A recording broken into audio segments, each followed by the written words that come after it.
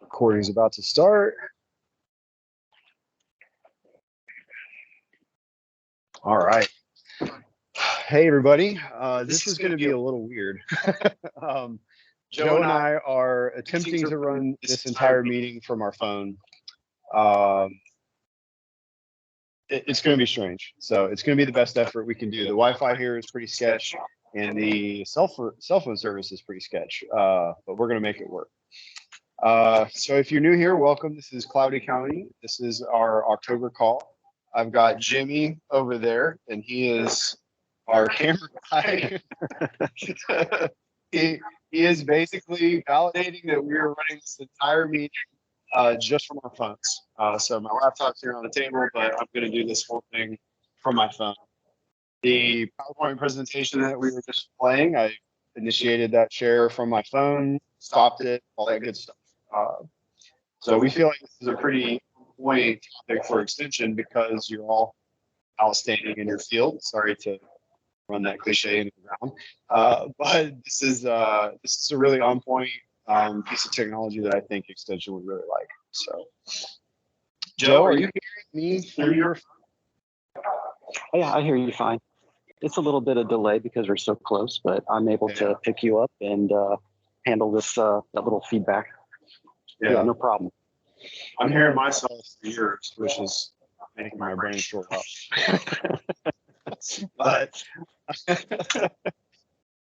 Jay Craig says I should push you. I'm going to attempt to pull up another set of slides here. So give me just 1 second, and we are going to pull up some slides that talk about PowerPoint Mobile. So I'm going to browse through some Teams here and pick my presentation. Just hang tight with me.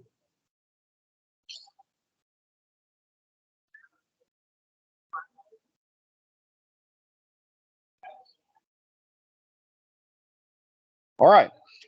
So again, we are talking, this month's highlight is going to be about the Teams mobile app. I am currently running Android, but most of this should work exactly the same for iPhone. Although I have heard, Joe's nodding his head, that iOS actually gets newer things first. That's what we've seen historically in the past. So if you're an iPhone user, you might have something newer than we do already.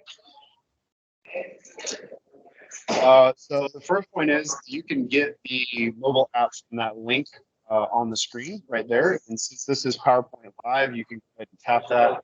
And if you're from a mobile device, you can tap it and it will download. You one more time because I'm getting a lot of feedback. It's killing me. The next thing that we're going to talk about is how nicely Microsoft Teams Mobile pairs with the Office mobile app. So I'm planning on doing a screen share as we move on through this call, and I'll demonstrate how I can open up Office files and use Teams to find that file, but then kick that file over into Office Mobile, which is a little bit better experience when it comes to dealing with Office files on a phone. And moving on, obviously we're going to talk about live streaming from the field. This is one of the things I think would be really cool for a field demo, a virtual field day, something like that. Is you could have a pretty complex production going on where you have people literally out in the field, live streaming, so to speak, from the field, and you could move it around through different presenters. Like Jimmy's walking up and down the halls now, trying to show off a little bit of the venue that we're in here in Seattle, which it's a little cooler than we're used to from Florida, but we're making it. Joe's shivering, but he'll be all right. The next thing that you could do with Teams Mobile that's kind of a outside the box thing is you can use it as a meeting companion. Teams has a pretty special ability to be joined to a meeting from multiple devices at the same time. And this is kind of cool because if, let's say you're running a call at home from a laptop and you're having a hard time watching, delivering your presentation and watching the meeting chat at the same time. Well, you could actually join the call from your mobile phone and have the meeting chat, you know, on a little kickstand on your mobile device or an iPad or something like that running next to you, kind of using it like a second screen. You can also manage the meeting, which we're going to show some ways that you can do that through the Teams mobile app, like as far as finding people and muting them or admitting people from the lobby, those types of things. So using your smartphone in addition to your regular, you know, desktop computer or laptop computer is actually a pretty good idea too.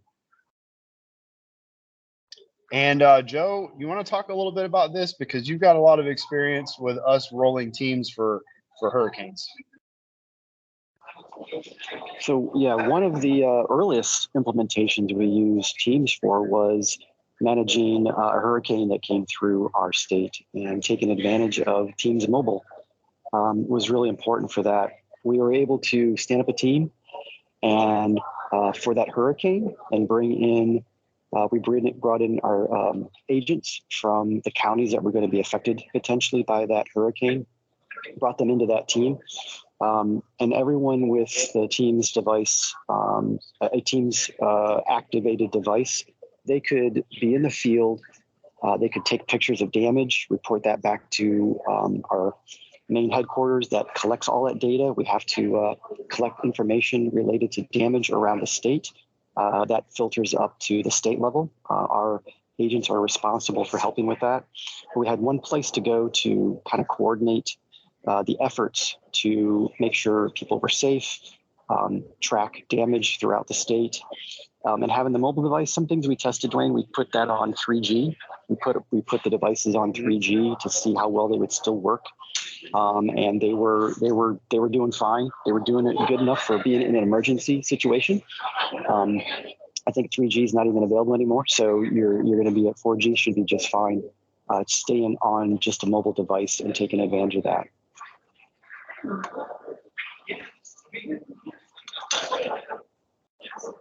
Yeah, that is a test we did a while ago where we wanted to make sure that would this work in a slow data kind of situation. So we forced our phones into 3G mode and tried it to see, and we were able to send messages back and forth.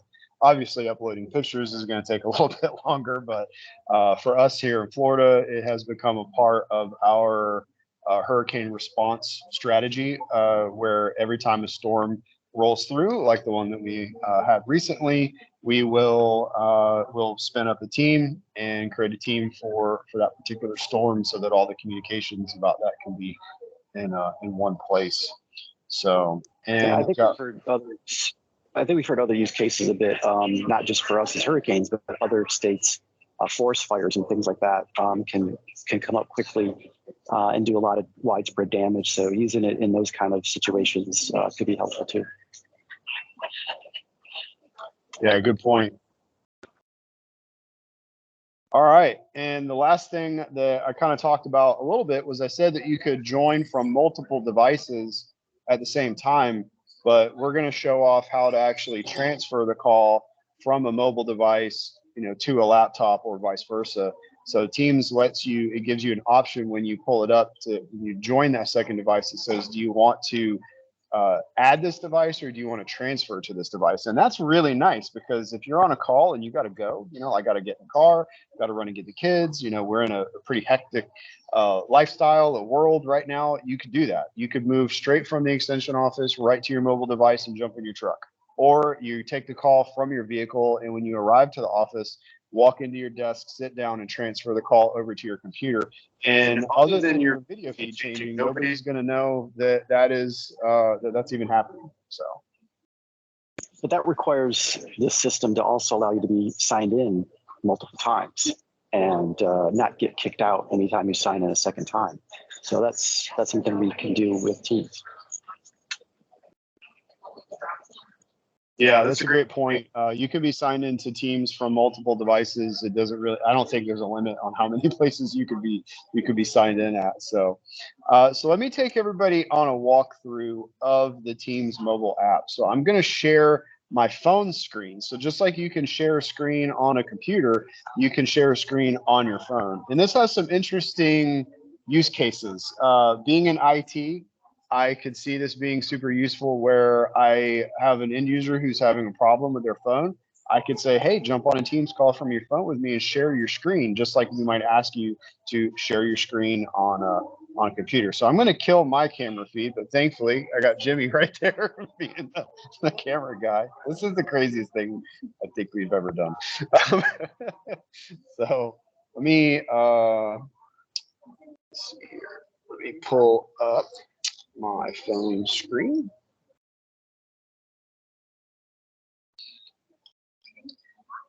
All right, hopefully that's coming through. Joe, can you confirm? So you should be seeing what, my meeting? So this is my meeting I'm in right now. So this is my my Teams meeting. And remember the trick about Office 365 that we tell everybody.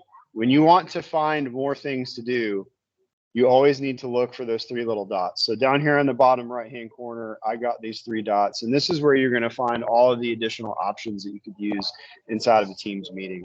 I'll be able to go into people, and I can manage all of the people who are in the call. I could turn off Jimmy's camera there if I wanted to, because I could see his cameras running. I can also manage my meeting options. So if I wanted to do change some security functions, like maybe disable everybody's camera or disable the meeting chat, I could do that from my phone. I can call people into this call. Like, let's say I have a colleague that is having trouble finding the meeting link for whatever reason. I can click that add people up there at the top and pull them into the call. And so this is the same kind of experience you would get on desktop, just tinier, right? You can even find items in there related to being able to blur your screen or set a different background on a mobile device too, which is pretty nice. You never know where you are mobile. You're not in your office likely, so you're not sure what might be behind you, but you can take advantage of that on a mobile device too. Yep. So hopefully that's coming through. Yep.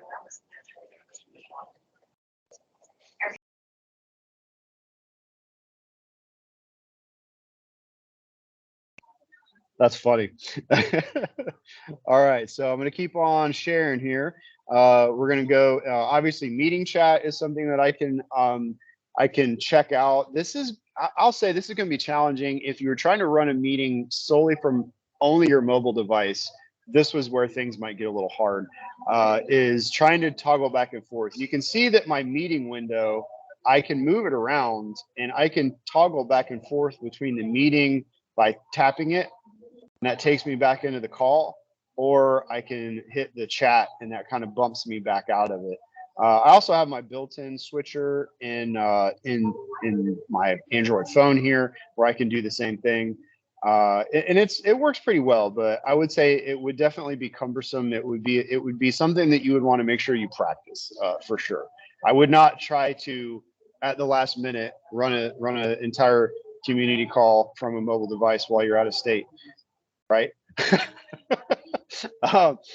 If I swipe up here from that three dot menu, you're going to see all of the things that you can do with in regards to more meeting options. So I can turn on my live captions, and you're going to see that same kind of thing that you get on your desktop where you get live captions. You get that on the mobile device as well. Now, the mobile device I'm noticing is not offering translation. I'm not seeing the ability to choose for my live captions to be translated into a different language, and that's something that was just is just recently announced on the desktop app. So it doesn't surprise me a whole lot that I can't do that from a mobile device. So I would expect to see that probably coming soon, hopefully. Swiping back on up. You get your options to start and stop your recording, locking your meeting. And Joe, what does Cortana do in Teams now? I don't really know.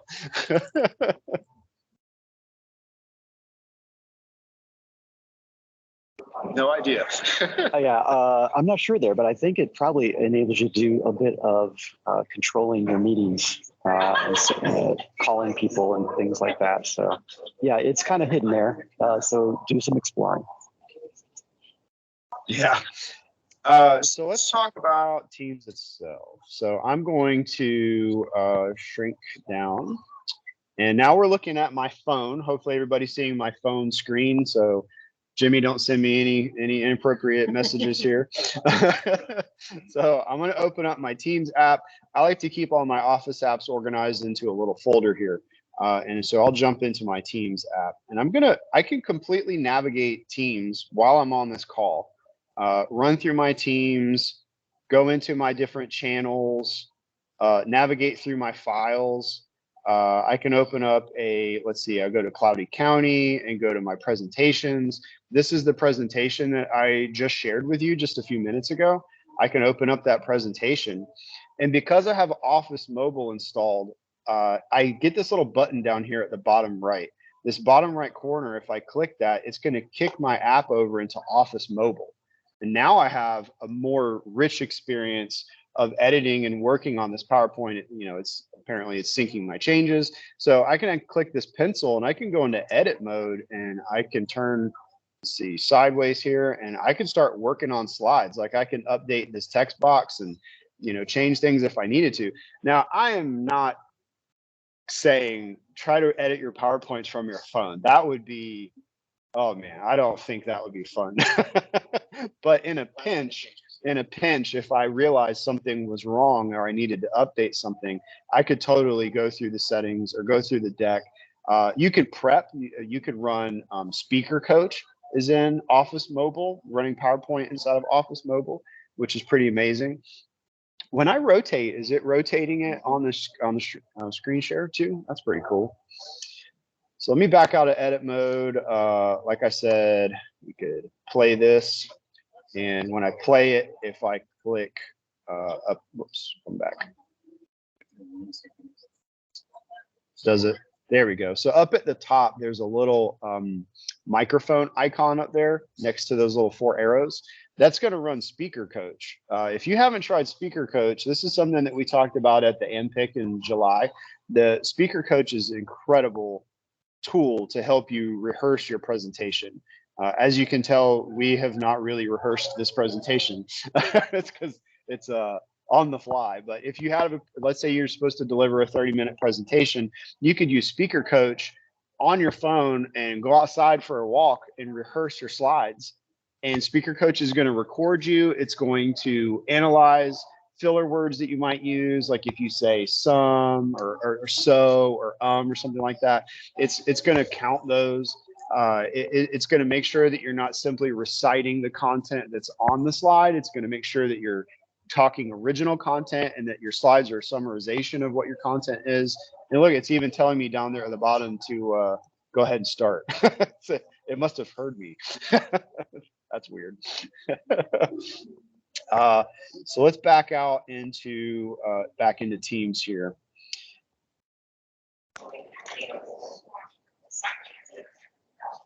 Something real quick just to interject here while you're doing this is, you mentioned earlier on, was this could be helpful for IT staff or in some way getting some help remotely. If your system is working well enough that you're on internet and you have the ability to run Teams, sharing your screen with someone else, you can show them programs on your screen, on your phone that you're having problems with, and hopefully an IT person can help you walk through it. Yeah, that's true. And I could also see this in an educator perspective, demonstrating, let's say there's a mobile experience that your university is offering for an app that they have. You could record your screen doing this. Like, it's kind of difficult to, I mean, there's screen recording apps out there, but I know a lot of people fire up a video call and record themselves giving a presentation.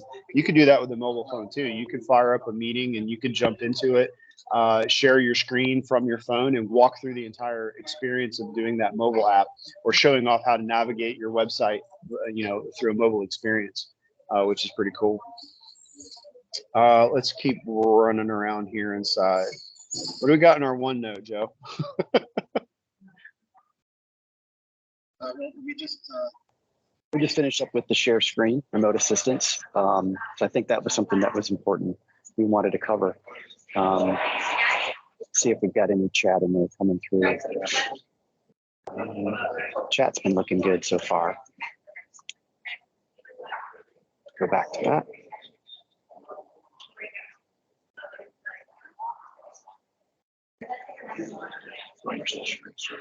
Yeah, I think it's cool to show that. I can share my screen and go through this.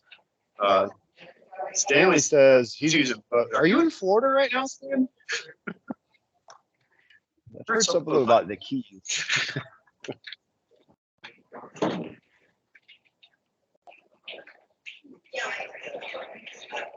But yeah, the Office mobile app is just a real key to fully engaging in the Microsoft Cloud on your mobile device. The ability beyond just editing your files, the ability to scan a document from your mobile device is really helpful for us. Often we'll scan receipts with the mobile device. You can scan. We'll go out, put gas in our rental car when we're out on a business trip, and we can immediately scan that document and produce a PDF file and upload it to our financials team. So taking advantage of that is really helpful. And that's built right into the Office mobile app. We're probably going to try to do a little demo of how that works. You can also take text out of an image. So maybe there's a business card you can scan and immediately make that digital. You can do that kind of stuff. But Dwayne's walking through the process now of scanning a document, and we'll see if he turns it into a PDF or captures some of the text on that. Maybe you don't have to rewrite something somebody's printed out and work with that. Let's see how this goes.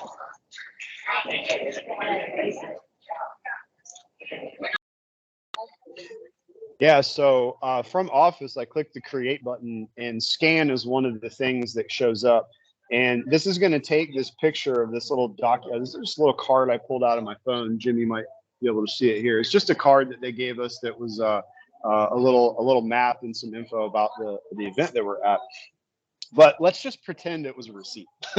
So I can go through this and I can click Save on this, and I can choose where I want this to go. So I would say it's not the most intuitive thing in the world, because it's not apparent that I should click up at the top. But if you do that, you can actually change the title of it, and you can change the directory that you're going to send it to. So I'm just going to make up and say this is a receipt, and we'll just put like a fake, it's October, so something like that.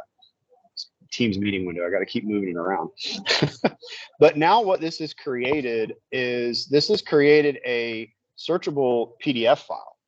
So this is pretty cool. You can take a document, you can take a book, you can take a receipt, you can take a flyer, anything, and you can scan it using Office Mobile and convert it into an actual document that you could then edit. How crazy is that? Like, I could take this physical piece of paper here and scan it and turn it into a Word document and start working on it. That's wild. The Microsoft Excel portion of this has the ability to also scan a table of data and pull it right into Excel also. So if you're sharing work with a colleague in some way and they've printed something out that looks like a table, looks like something you'd want to use in Excel, you can actually scan that and it will pull that table and put it into Excel using this tool too.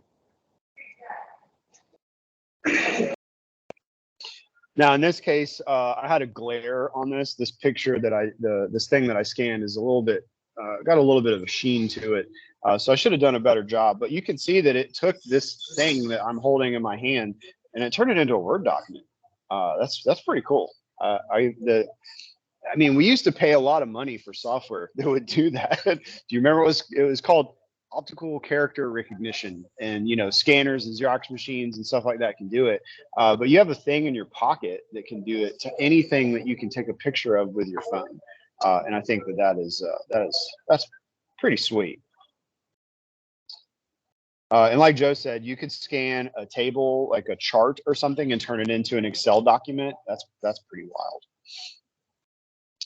But as we move through this call, Joe, let's talk about, actually, let me bump back into Teams here, and I'm going to turn off my screen share so that y'all don't see my phone anymore. Hopefully we're good there. And let me check the chat, see if we got anything going on. Oh, Jay Craig's showing off his corn. That's nice. Well, let's talk about where we are a little bit, Joe. It's time for would you call it a fireside chat? I'm gonna get comfortable here. Fireside chat with Dwayne and Joe, and we're gonna talk about Microsoft Ignite and what. Tell everybody what Ignite is in the first place, and why we're here. Why did we go 3 time zones over? Or like 12 in your case. Well, this is Microsoft's premier event for releasing new software, releasing new services, and it's been a few years since we've been able to meet. So this is the first time that this has been in person in a couple of years. It's great to be back and have that energy and connection with our peers. We're able to connect with Microsoft product experts. We're able to connect with vendors and just see some colleagues that we haven't seen in a while and make those connections that are important. As Satya said this morning, we're not going back to 2019. We are living the hybrid life.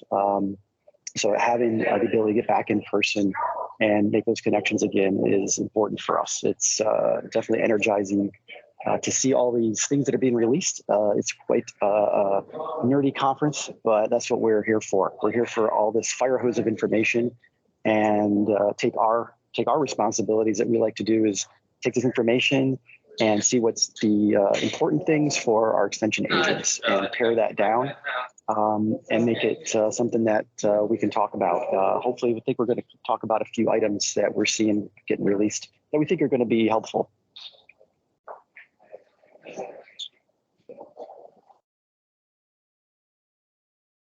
Yeah, so the first one that's on our list, this was actually announced last Ignite, but now we're actually seeing real world demonstrations of it, not just marketing, if you will. And that is something called Mesh.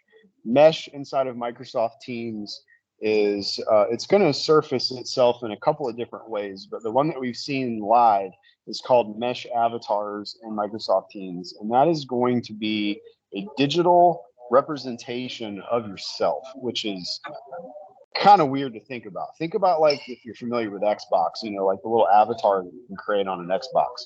You're going to be able to create one of those inside of Microsoft Teams and use it in place of having your webcam on. This is kind of addressing something that Microsoft's calling like that meeting fatigue of being on camera or being. Maybe you've got a ring light or some lighting or something. You work from home, so your maybe your background isn't the greatest, and background blur, and it's just I don't know. It could just be a little taxing on your mind. And so you could join a call, and then the call, instead of seeing my face, you'll see like, for lack of a better term, a cartoon of me.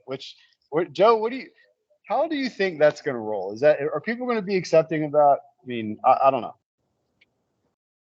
I think Microsoft has done the research and is pretty far along on this. So I think it's going to be adopted. I can see where perhaps on a call like this or mobile, I'm wondering if that's going to maybe reduce some of the stream necessary to do some of this work potentially down the road. There's not so much detail being pushed behind this potentially.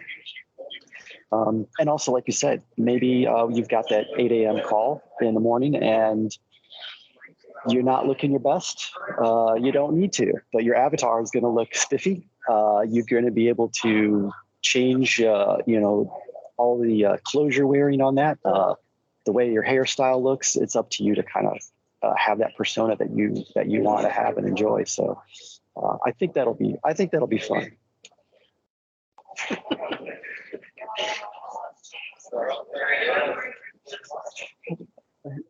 I think, I think it's going to be interesting. I'm curious to see how it rolls out. There's 2 other parts of Mesh. I'm sure everybody's heard of the metaverse, but they're bringing some 3D meeting experiences where that little avatar that you build can now be dropped into a 3D meeting room or a little conference space, if you will, which is going to be kind of cool. Now, this isn't going to require a VR headset, although that is certainly, I think, the experience that they're targeting. But you will be able to do this just in a regular 2D experience on a screen jump in and control your little avatar and walk around and do stuff and share your screens. And it's kind of a weird paradox of we left the office and we left conference rooms, but now we're going to create virtual conference rooms and put ourselves back in conference rooms, but do it virtually. Like, I think it'll be interesting with respect to the virtual conferences that we've done, and what does it do with that? If we're doing a virtual conference in Teams, some of the conferences we've done, we use something called SharePoint Spaces, which is giving us sort of a 360-degree view.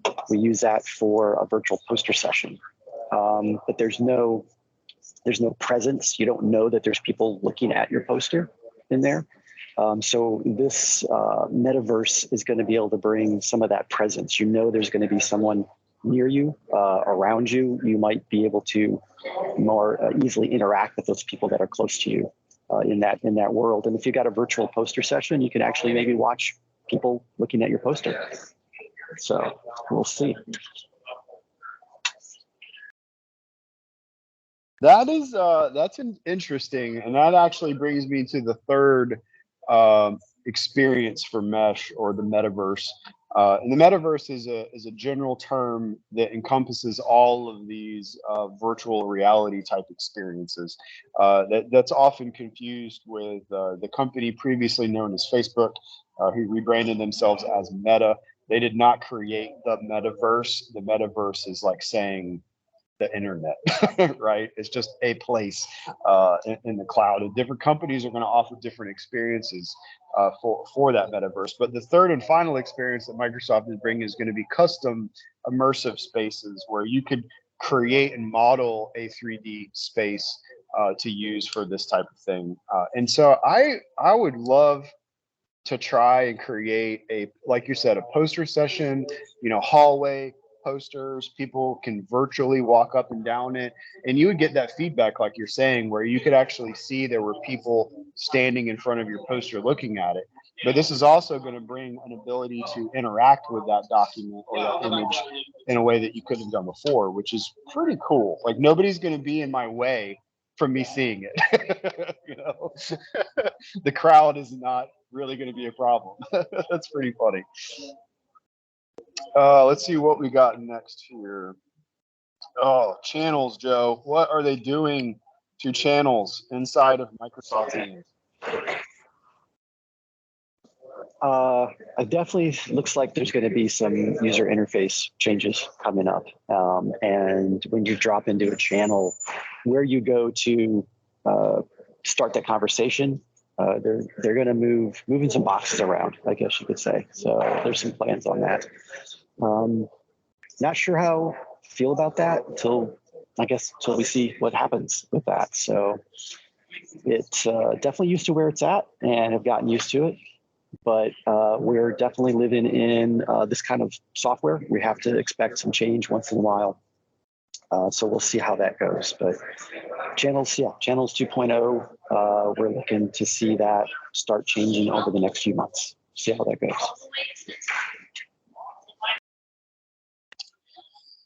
Yeah. So they're trying to model.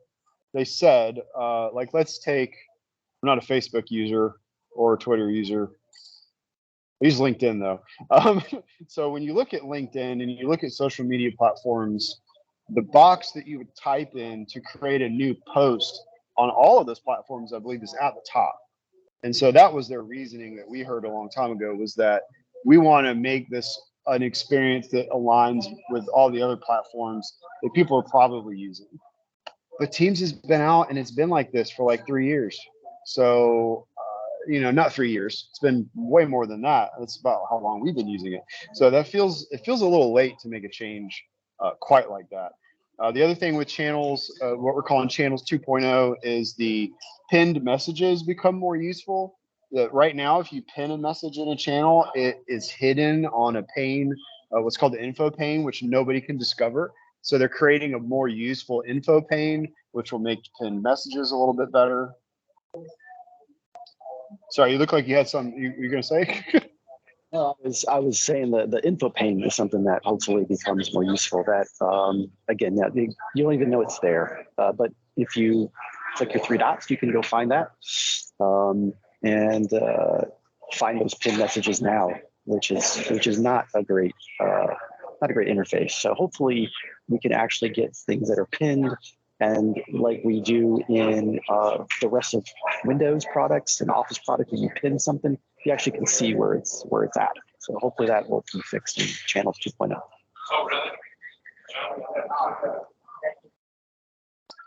Yeah. Well, I'm curious to see how this rollout goes. Like, how long is this going to take? And I guess we should have said this prior to this call. A lot of the things, I would say all of the things that we're talking about right now they're not out yet. They're things that are coming. The Microsoft's Ignite conference is usually very visionary, and it's like, this is the stuff that's possible, and this is the stuff that's just around the corner that we're working on. So if you don't see these things for a little while, that is to be expected. There's some enhancements to Microsoft Loop coming, and I was very excited to say that for the first time ever, I actually saw Loop like for real. Like, again, that was the thing that was announced at Ignite. I think it was Ignite last year. Microsoft Loop, lots of marketing, lots of bubbly rainbows and unicorn videos and stuff like that. But now we've actually seen the web interface of Microsoft Loop proper, and some of the new Loop components that they're going to be bringing into that. And for those of you who don't know what Loop is a very highly portable little note-taking experience where you could drop a table into a Word document. You could drop that same exact table into an email or into a Teams chat message, and that table will be synchronized across all of those platforms. It's pretty mind-bending to think that you could possibly open up your email to edit a document. Like, that's not natural. But there's other more useful Loop components that they've been showing off, like rankings and voting tables and lists and item trackers and stuff. Yeah, like doing polls embedded inside of an email component and things like that. More quicker, interactive. You don't need to context switch to get access to some of those that you could embed a Loop component in an email or a Word document. You're not having to switch out to the we used to be able to embed an Excel file in a Word document, and you might need to go open that Excel file and edit it and refresh it up in the Word document. This is going to be, Loops are much more up-to-date, interactive, and you can embed them in a number of different Microsoft components. So there was I think there's definitely some new components coming out for that we'll take advantage of.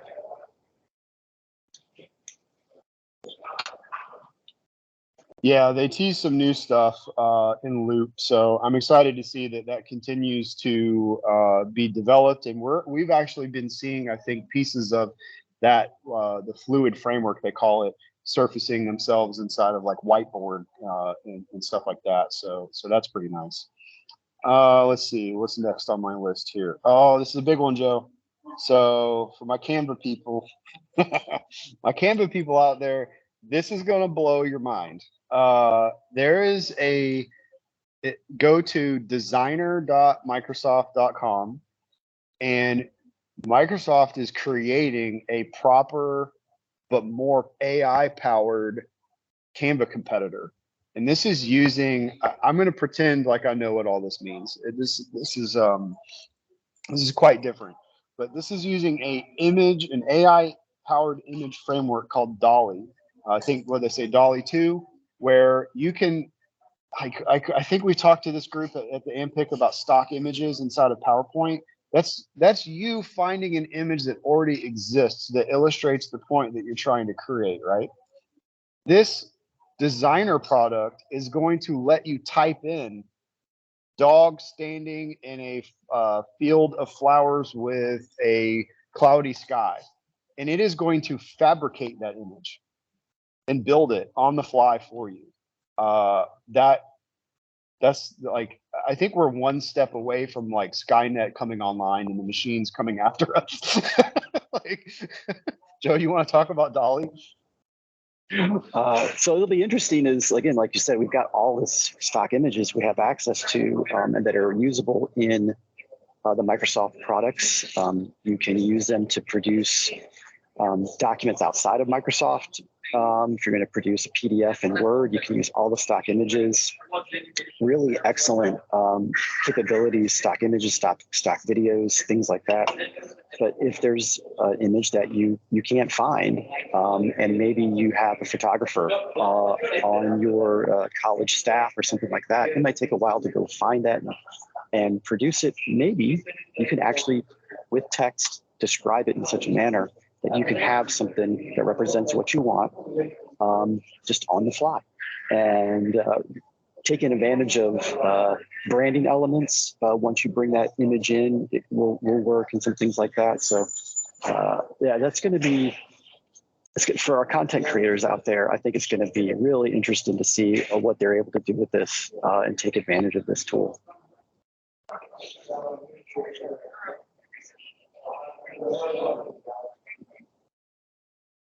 Yeah, if you head over to designer.microsoft.com, you can sign up to be on the wait list for this new application. Joe dropped a link to it in the chat. I can see there, and it's incredible. It's really designed to help you very rapidly create social media posts and advertisements and things like that. That I know a lot of my folks that use Canva, that's what they're using it for.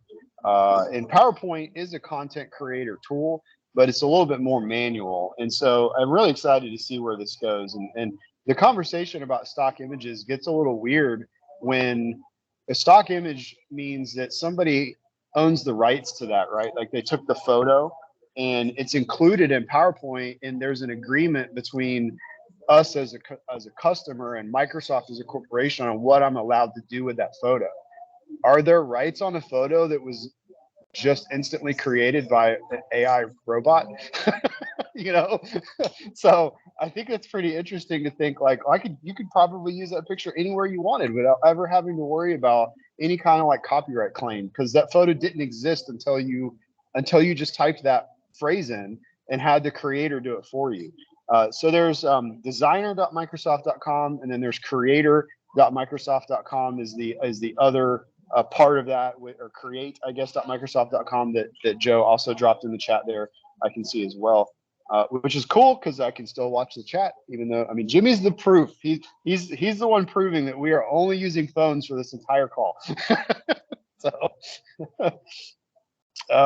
So Jay Craig is asking about, will we have links for this?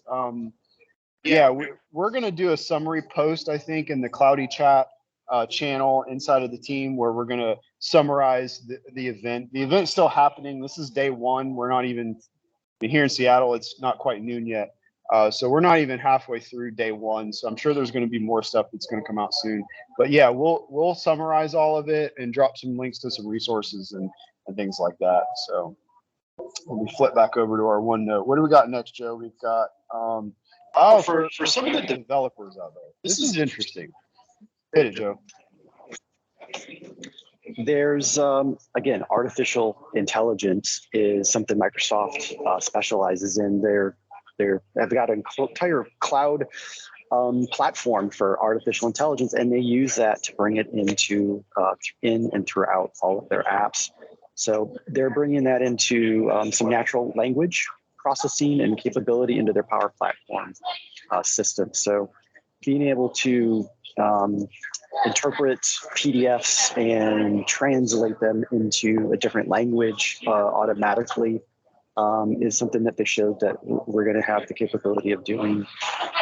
So there's, again, all the, like you said, Skynet is fast approaching us, and the ability to take advantage of those tools is going to get pushed throughout, not just custom creating capabilities for images and things like that, but into our workflows and our daily business processes. Taking advantage of some of these tools is what we see coming.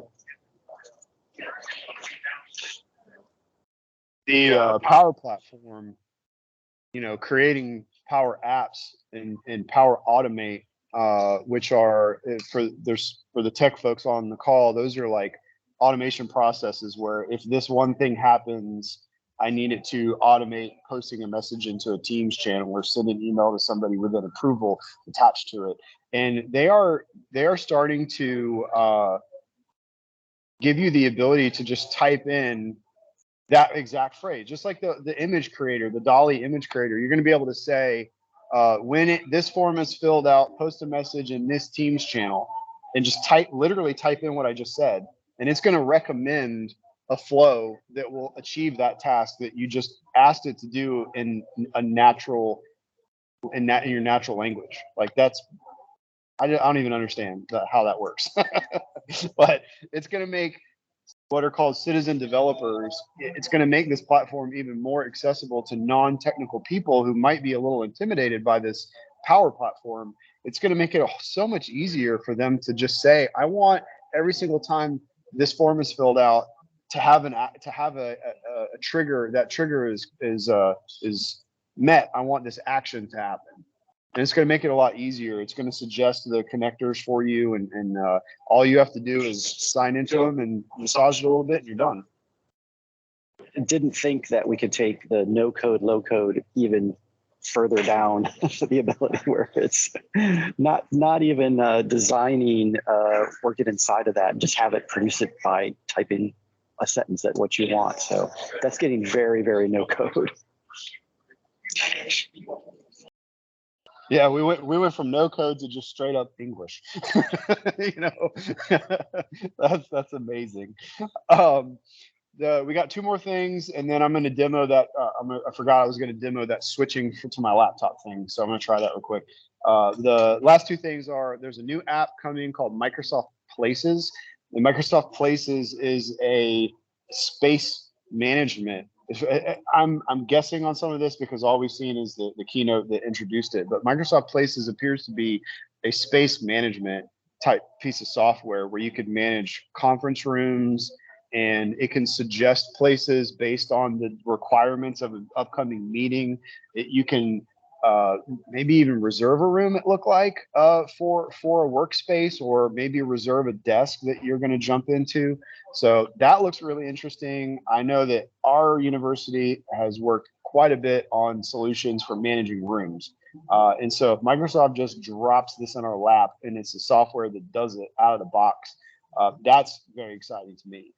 It's also got a lot of hybrid work type stuff built into it, where it's some folks might be attending a meeting digitally and some might be attending a meeting in person. And so I think that's where the room recommendation stuff kind of comes into play. Like if you've only got 5 people attending in person, why do you need to reserve the large conference room?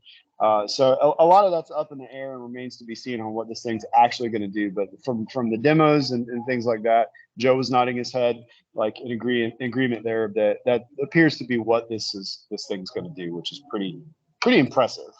So I think there's more documents being dropped in the chat there. So yep, Microsoft Places is a new app to keep track of your hybrid team, which I think is pretty cool. And the last thing is there's some new Surface hardware out. Joe, you see anything that was exciting? Just getting to 12th gen processors, getting to the latest processor like that is helpful. I think there could be a new one in my future. That would be nice. I'm a couple gens behind, and having that Surface on that 12th gen is definitely going to tip me in that direction. So, but this looks like we're seeing a bit of a change with the naming too, perhaps with the Surface X product line. It looks like it's being incorporated straight into Surface systems with the 5G nomenclature now.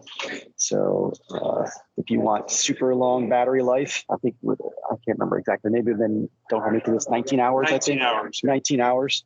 Real world, we'll see what you get on that. But yeah, having that kind of capability with a mobile laptop Surface type of device, again for agents, you might get in the car early in the morning, do a lot of driving all day long.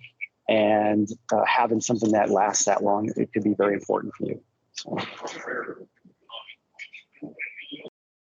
Yeah, I have a Surface Pro X, and I've been a big fan of it. It does have some quirks that I'm able to deal with, but having a very sleek, fanless, noiseless, 5G or in my case 4G connected tablet that with very long battery life has been very useful to me. I know the Surface Go 3 has an LTE option. This is going to be bigger than that. This is going to be slimmer than that, and this is going to last longer than that, which is pretty cool. So I'm excited. I'm excited to see those in real life. They also had some accessories that I thought were interesting. There was a new Surface. They called it an audio dock, which was a team certified like sound bar that you could set on your desk, and you could use it as a docking station for your laptop. So you could plug your laptop into it, have a monitor connected to it. It would function as your microphone and your speakers for Teams calls, and it makes hot desking a little bit more accessible. The price on that was not bad. It was about $250, which is almost half of what Logitech wants for theirs. So I thought that was interesting. They also had the Spotlight. There's a remote control for presentations, a presentation remote. It was pretty nice, and it was like $75, I think, and it has some similar functionality to the Logitech Spotlight. So I thought that was pretty cool. But let me show you. So I'm going to take Jimmy's video, and I'm going to spotlight it. Which again, you can see. Because there he is. I just did that from my phone. There's been no computing in this entire call, except now we're going to fire up this computer. So let's have Jimmy walk on over. And you can see, maybe, Jimmy, can you get in on that? So you can see right there that Teams knows that I'm joined to this call from another device. So if I wanted to transfer over to this, I'll just click on join. And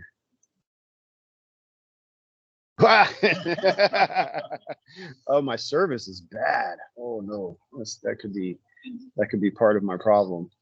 Well, that worked out well, didn't it? I love it when live demos do that. But yeah, you can see my service bar. I basically have like one bar right now. So let me see if let's try this one more time. Okay, so this is the interface I was kind of hoping it would show. So it says you're already on this meeting on another device. Do you want to add or do you want to transfer? So if I wanted to add my laptop in addition to my phone, I could do that. Or if I click transfer, it is going to hang up the call from my phone, and it's going to completely cut the call over to my laptop. So we'll try add this device and see, because I don't want to turn my phone off. Yep, there we go. Oh, infinite mirror thing. Cool. So I don't know. Can I turn my camera on from multiple devices at the same time? What does that even do? Turn it off on my phone. Yeah, so I just transferred the call over to my laptop. Now the audio is still coming through my phone, through my Bluetooth speaker thing here. But that's pretty, other than that initial glitch, and I'm, in a really busy area, very metro area here. Just in sharing with thousands of other people, IT people here trying to be on the same wireless network. So I am going to hang up from my laptop, and I am still on my phone here. So as Jimmy proved, thank you, Jimmy, very much. I think Jimmy deserves a round of applause for being our camera guy and our proof that we did this entire thing from our phones, which I think is impressive. Again, it's not the easiest thing in the world. It definitely takes practice. I would do that. I would fire up Teams. If you haven't got Teams installed on your phone yet, definitely hit the links that were in the meeting invite. I think I dropped it in there. It was aka.ms/get Teams mobile. If you do that from your phone, iOS or Android, it will redirect you to the appropriate app store. and try it. Just try it. Start up a meeting on your computer and transfer it back and forth between your phone and your computer and see what happens.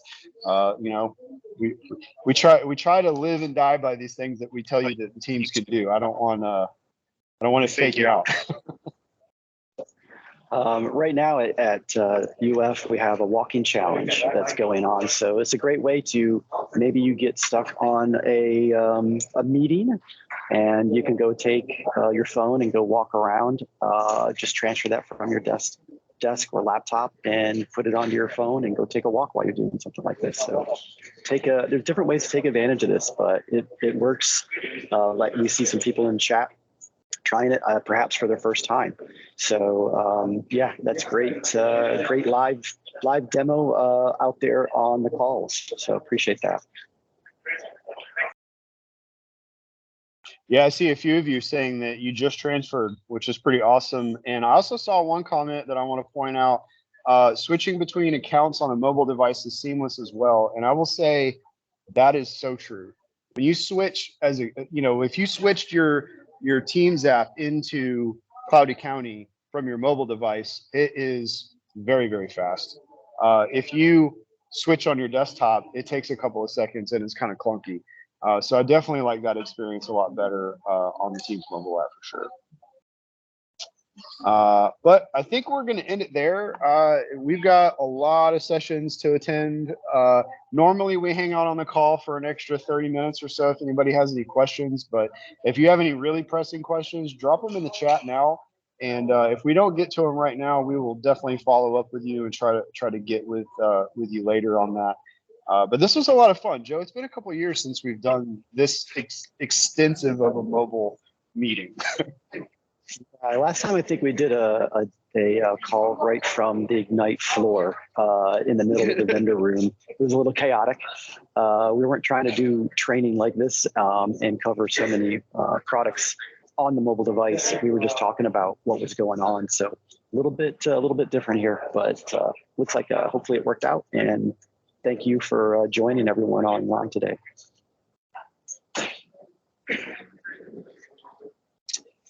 All right, let me unspotlight. Oh, there's Jimmy waving at us. Good job, Jimmy.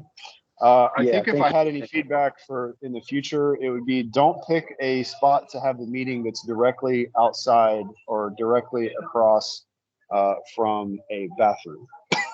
So that's weird. I don't want to record that, but it was a lot of flushing. So, all right, everybody. Thank you so much for joining us for this. This was a really, really fun thing to be able to try and do. And I'm really curious to see how extension folks could utilize this mobile experience, because I know you're on the go all the time. So let me know if you start running some Teams mobile calls or doing live demos from the field and stuff like that. I think that would be pretty sweet. But again, like Joe said, thank you everybody for hanging out with us for this very different Cloudy County call, but hopefully it made a difference for you. So I'm gonna go ahead and kill the recording, and everybody have a great rest of your week, and we'll see you next month.